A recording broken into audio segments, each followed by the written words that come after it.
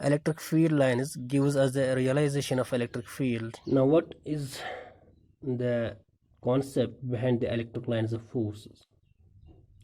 We can call them as electric field lines also. The idea of these electric lines of force was basically given by Faraday in 19th century.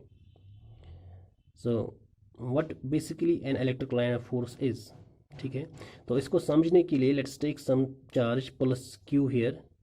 ठीक है, you can call it as a source charge, and we take a test charge of unit magnitude, and we will bring this unit positive test charge close enough to the source charge. ठीक है, तो इसको बहुत नज़दीक लाएंगे.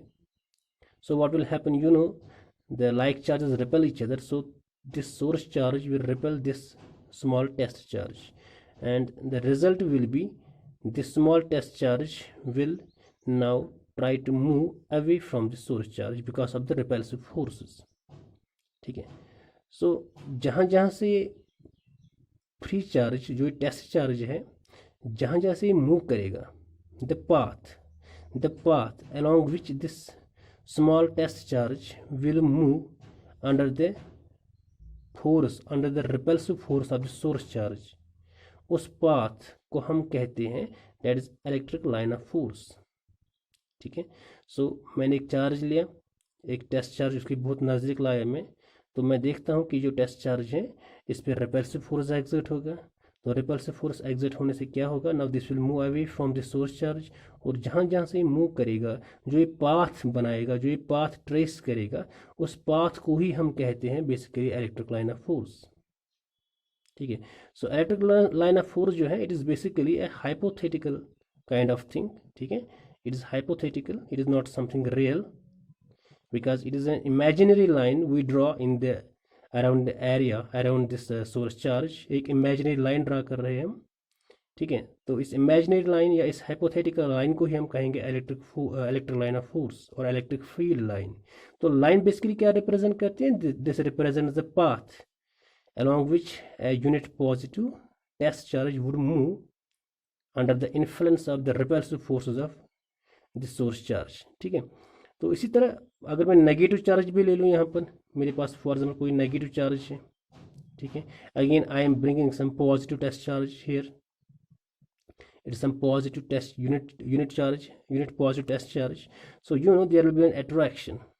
तो ये जो चार्ज है मेरे पास, सोर्स चार्ज है मेरे पास, this will attract this small test charge towards itself. ठीक है, सो द पाथ जहाँ जहाँ से मूव करेगा, the path which this unit positive test charge would travel would trace, that path will be known as electric field line और electric line of force. ठीक है, so what is basically the definition of electric line of force? We can an electric line of force is the path along which a unit positive test charge would move if free to do so. ठीक है, now these field lines, they can be curved, they can be straight, it depends upon the situation. ठीक है, now we will try to see some of the properties of this electric line of force. कुछ properties पढ़ेंगे जिससे हमें पूरा concept clear होगा electric lines of force का. ठीक है, तो let us go to the properties of electric lines of force. So first property, what is an electric line of force? The first property is that कि अगर हम एक positive charge लेंगे, ठीक है, if we have a positive charge, this positive charge क्या, it will emit, or we can say the positive charge emit electric line of force और emit field line. Emit करने से क्या मतलब है मेरा, इमिट करने से ये मतलब है मेरा कि एक पॉजिटिव चार्ज जो होगा वहाँ पर जो इलेक्ट्रिक लाइन ऑफ फोर्स होगा उसकी जो डायरेक्शन होगी दैट विल बी आउटवर्ड्स. ठीक है, that is what in that sense I am calling it as emitting. Actually it's not emitting but you have to understand it. You basically अगर हम एक electric line of force लेंगे या एक positive test charge लेंगे बहुत नज़दीक किसी बड़े सोर्स चार्ज के, तो वहाँ से इलेक्ट्रिक लाइन ऑफ फोर्स जो है उसकी जो डायरेक्शन होगी दैट विल बी आउटवर्ड्स. ठीक है, तो for positive charges the direction of the electric lines of force is outwards, ऐसा भी कह सकते हैं. और for negative charges the direction of electric lines of force is inverse. जो यहाँ पर आप लोगों ने देखा है भी, इस चार्ज को ये अपनी ओर खींच रहा है, ठीक है, तो इट विल बी इनवर्स। और वी कैन से जो नेगेटिव चार्ज है it absorbs electric lines of force और इट एब्जॉर्ब्स फील्ड लाइन्स, ठीक है। ये तो एक प्रॉपर्टी हुई कि एक जो पॉजिटिव चार्ज है, positive charge emits electric lines of force and a negative charge absorbs electric line of force. Or in other sense we can say the direction of field lines is outwards from a positive charge and it is inverse towards a negative charge, ठीक है। Number 2, जो ये lines हैं they are always at right angle, they always are normal, always normal to the surface of charge, ठीक है। जो भी आप चार्ज लोगे वहाँ से जब आप इलेक्ट्रिक फील्ड लाइन को ड्रॉ करोगे, मान लीजिए ये मेरा एक चार्ज है यहाँ पर, तो जो आप इलेक्ट्रिक फील्ड लाइन को ड्रॉ करोगे, this electric field line should make an angle of 90 degree with the surface of this charge. So that is why I mean to say कि जो इलेक्ट्रिक फील्ड लाइन होती है इसकी जो direction होती है that is always normal to the surface of the charge, whether it is positive charge or whether it is negative charge। अगर negative charge लेंगे हम तो जो electric field line होगी it will be always normal to the surface of the charge, ठीक है। ये दूसरी बात हुई। जो तीसरी जो प्रॉपर्टी है, they don't pass, electric field lines don't pass through a conductor। if we take a conductor, ठीक है, don't pass through a conductor.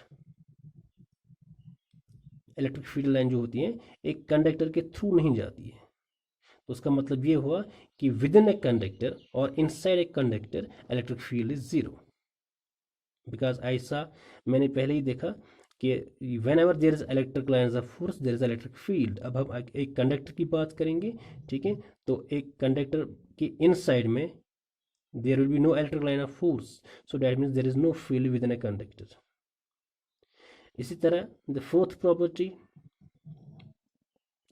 the lines of force, ठीक है, they give the direction of the electric field, the direction, और ऐसे कह सकते हैं the tangent to the line of force, the tangent to the line of force gives me the direction of electric field at that point। for example मेरे पास एक line है, ये इलेक्ट्रिक फील्ड लाइन है, ठीक है। so if we take this point here and I want to find out what is the direction of electric field at this point, simply I have to draw a tangent, so this will give me the direction of electric field line, ठीक है। इसी तरह two lines can never intersect, or simply electric field lines cannot intersect each other। ये आपस में intersect नहीं करेंगी। इसका क्या रीज़न है? सेम रीज़न है इसका भी। मान लीजिए ये इलेक्ट्रिक लाइन ऑफ फोर्स है, ये दूसरे इलेक्ट्रिक लाइन ऑफ फोर्स है, ठीक है, they are intersecting at this point. Now the question is what is the electric field, what is the direction of electric field at this point. आपके पास जो ऊपर मैंने फोर्थ वाला पॉइंट बताया है कि direction of electric field at some point is given by the tangent to that point, है ना। तो यहाँ पर मैं टेंजेंट ड्रा करूँगा, so this will give me the direction of electric field. लेकिन मैं यहाँ से भी टेंजेंट ड्रा कर सकता हूँ, ठीक है, लाइक दिस, तो this will give me the direction of electric field. So we got the two directions at a single point. मेरे पास जब तो कर्व्स होंगी इंटरसेक्ट करेंगे एट सम पॉइंट, उस पॉइंट पे मुझे दो टेंजेंट्स मिल रहे हैं, that means I am getting two directions for an electric field which is physically not possible। So in that sense we say that two electric lines of force can never intersect each other। इस तरह six property, electric lines of force, for example मैं एक positive charge लेता हूँ, जब मैं draw करूँगा like this, तो आप देखेंगे कि एट द सरफेस या near the surface of the charge, these electric lines of force जो है वो बहुत क्लोज है एक दूसरे के, ठीक है। और जितना आप दूर जा रहे हो ये जो क्लोजनेस है ये कम हो रही है, ठीक है। These electric lines of force है ये एक दूसरे से दूर जा रहे हैं, जितना आप चार्ज से दूर जा रहे हो, और जितना आप चार्ज के नज़दीक आ रहे हो ये इलेक्ट्रिक फील्ड लाइंस आपस में नज़दीक आ रही हैं. So this closeness basically, this closeness gives me the strength. Closeness here means more electric field. और अगर कम क्लोज हूँ या दूर हो एक दूसरे से, या space in electric field lines में ज़्यादा हो, तो उसको हम कहेंगे the weak electric field. So the strength of electric field is determined by the relative closeness of these electric lines of forces in different regions. ठीक है. इसी तरह we can have seventh property. जो electric field lines हैं they contract longitudinally. ठीक है. So what does it actually mean? So to illustrate this point, let's go to some other page. For example, I have a positive charge here, I have a negative charge here, and I know the electric lines of force, they are emitted by positive charge, and these lines of force जब भी negative charge के नज़दीक आ जाएंगे तो these will be just absorbed by the negative charge like this. ठीक है. So the electric lines of force emitted by positive charge and these are absorbed by the negative charge. ठीक है. So इसका मतलब ये हुआ कि जब electric lines of force when they are very close to some other charge, तो यहाँ मैं ऐसे कह सकता हूँ कि पॉजिटिव चार्ज से इलेक्ट्रिक फील्ड लाइन, हालांकि इसकी डायरेक्शन ये थी लेकिन इसने बेंड किया यहाँ पर, बिकॉज ऑफ वाई बेंड किया, because of the presence of the negative charge, है ना. So this in this sense वैसे कि ये जो इलेक्ट्रिक लाइन्स ऑफ फोर्स है, अगर ये चार्ज नहीं होती, अगर ये नेगेटिव चार्ज नहीं होती, तो this electric lines of force it would have go to infinity, for example like this, है ना. It would have gone to infinity. लेकिन चूंकि यहाँ पर नेगेटिव चार्ज प्रेजेंट है तो इसने इसको अपनी ओर खींच लिया, उसकी वजह से जो इलेक्ट्रिक फील्ड लाइन है ये महदूद रह गई, ये लिमिटेड रह गई, है ना. तो उससे हम कहेंगे कि लेंथ वाइज जो है ये कॉन्ट्रैक्ट हुई. ऐसा कहना चाहे कि ये जो इलेक्ट्रिक लाइन ऑफ फोर्स है ये थोड़ा, इसकी जो लेंथ है ये कम हो गई, कुछ ऐसा कह सकते हैं. तो that is what actually I mean to say, these are contracted longitudinally, है ना. तो लेंथ वाइज दे कॉन्ट्रैक्ट, जैसे कि उनकी जो लेंथ है कम होती है because of the presence of some other charge. In this case it is positive charge, in this case negative charge emitted by positive charge. अगर ये नेगेटिव चार्ज नहीं होती तो शायद ये बहुत दूर चली जाती, लेकिन नेगेटिव चार्ज के होने से इनको कॉन्ट्रैक्ट होना पड़ा. ठीक है. तो उनकी लेंथ जो है वो कम हो गई. That is what actually we mean to say they contract longitudinally. ठीक है. और जो ये कॉन्ट्रैक्ट लॉन्गिट्यूडिनली का किस्सा है, इसी से हमें समझ आता है why do unlike charges basically attract each other. ठीक है. एक पॉजिटिव चार्ज और नेगेटिव चार्ज के दरमियान जो अट्रैक्शन है क्यों है? It is because the electric line field line जो होती हैं वो कॉन्ट्रैक्ट होती है, वो यहाँ से निकल के यहाँ एब्जॉर्ब हो रही है. ठीक है. तो इनके बीच में जो रिजल्ट आप देखोगे that will be at attraction. Something is given by this guy and that very thing is absorb by this guy, है ना. तो इस चीज़ से जो इम्प्रेशन पड़ता है वो यही पड़ता है कि ये दोनों चार्ज हैं ये आपस में जुड़े हुए हैं. कैसे जुड़े हुए हैं? With the electric lines of force, because of the electric lines of force. और जो हम जुड़े हुए हैं इस चीज़ को हम कहेंगे attraction. They are bound to each other because of this electric lines of force, and that bounding of each other basically we can call that as attraction, है ना. सो जो why there is attraction between two unlike charges, it is because of the property of contraction of electric lines of forces. जो electric line of force contract होती है, it is because of that property कि we have two unlike charges being attracting each other. ठीक है. and the other part is they exert a lateral pressure. They exert a lateral pressure on each other.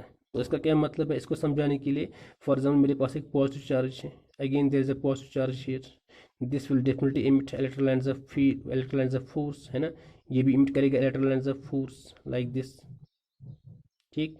So this will emit electric lines of force, ये भी emit करेगा electric lines of force. जब भी आपस में नज़दीक आ जाएंगे, ठीक है, पहली बात ये तो इंटरसेक्ट नहीं कर सकती, बिकॉज हमने ऑलरेडी पढ़ा है कि इंटरसेक्ट नहीं कर सकती because at that point we have two fields of two directions of electric field. So तो इंटरसेक्ट नहीं कर सकते हैं. तो क्या होगा, क्योंकि ये सेम चार्ज है, पॉजिटिव चार्ज, ये भी पॉजिटिव चार्ज है, ये भी इमिट कर रहा है ये भी इमिट कर रहा है, ठीक है। तो जब ये आपस में नज़दीक पहुंचेंगे, they will exert A pressure, a sideways pressure. These electric lines of force emitted by this charge will exert a pressure on the electric lines of force emitted by this charge and vice versa. ये भी same करेगा, ठीक है। तो जब ये इस पे प्रेशर डालेगा, ये इस पे प्रेशर डालेगा, रिजल्ट क्या होगा? These electric lines of force will bend like this, ठीक है, they will bend like this, और इनका भी सेम हाल होगा, ये भी बेंड हो जाएंगे। तो बेंडिंग से मतलब ये है कि आपस में इंटरसेक्ट नहीं कर सकती। तो बेंड होने का मतलब ये है कि जब एक दूसरे पर प्रेशर डालेंगे, उसकी वजह से क्या होगा? इन दो चार्ज के बीच में क्या क्रिएट होगा? That we call as repulsion, ठीक है। सो रिपल्शन क्यों हुआ? बिकॉज इनकी जो इलेक्ट्रिक फील्ड लाइन है वो तो इंटरसेक्ट नहीं कर पा रही, वो सिंपली एक दूसरे पे साइडवेज प्रेशर डाल रही हैं, जिसको हम कहते हैं लेटरल प्रेशर। और इस प्रेशर की वजह से ये पॉजिटिव चार्ज और पॉजिटिव चार्ज आपस में दूर चलती भागती हैं, ठीक है। And that we actually call as repulsion. So why is repulsion there? It is because of the lateral pressure exerted by the electric lines of force, ठीक है। तो ये आई होप कि आपको ये इतना समझ आ गया होगा, ठीक है। So electric lines of force जो बेसिकली क्या है? It is simply it is a path followed by some unit charge, है ना।